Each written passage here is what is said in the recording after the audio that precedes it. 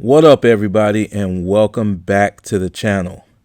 In this video, we're going to take a little trip down memory lane all the way back to 1999. 1999 was a very interesting year in America and globally because 1999 was the year that everyone was prepping for Y2K. Now, what's Y2K, you might ask? Especially younger people.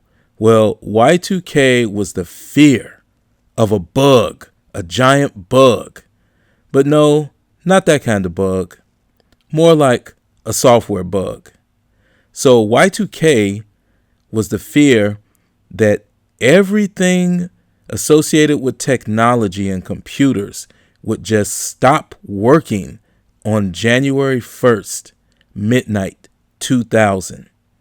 You see, computers were designed in that time, at least so we were taught, not to be able to read past the year 1999. And people thought that the world was just going to come to an end. It was an absolute frenzy. It was one of the most chaotic years that you will ever have experienced because people thought that for some reason a computer would not turn from 1999 to 2000. Now, this caused all types of disruption and erratic behavior all over the place, and everyone had an angle. Some people wrote books saying that you needed to get ready, and if you didn't, you were doomed. There were publications, back in the day, newspapers. You guys remember those, right? They were also publishing all types of doomsday scenarios that we were all going to die because of Y2K. And I'm not excluding the everyday person either. I don't know if I ever saw so much bottled water in my life. People had bottled water in the trunks of their cars to the point where it had the rear of the cars scraping. People had bottled water stacked and piled up throughout their living rooms. This was absolutely wild. People were running to water as if the water was running to them. And ditto for canned goods. OMG. There were so many canned goods stacked up in bedrooms, garages, sheds.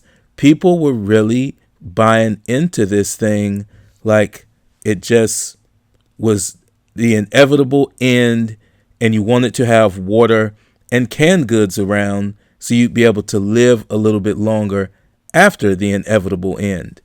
And the retailers jumped in too, telling you, hey, don't forget, you better turn that computer off before you go to bed on December 31st, 1999. But in retrospect, it was kind of like watching a wrestling match. It very much felt like dinner theater because as the world began for celebrations for January 1st, 2000, countries that are far ahead in time in the East, such as China, started their celebrations and the fireworks went off without a hitch. Y2K was just the boy crying wolf. And it didn't take the $600 billion to correct that software companies said it would take. When it boils down to it, it was really just a hoax, a scare, and a fake scare at that. That's Y2K, guys. I thought I'd take a trip down memory lane on that one. Hope you enjoyed this little quick trip to a crazy year in history. Make sure you subscribe, like, and share. And I will talk to you in the next video.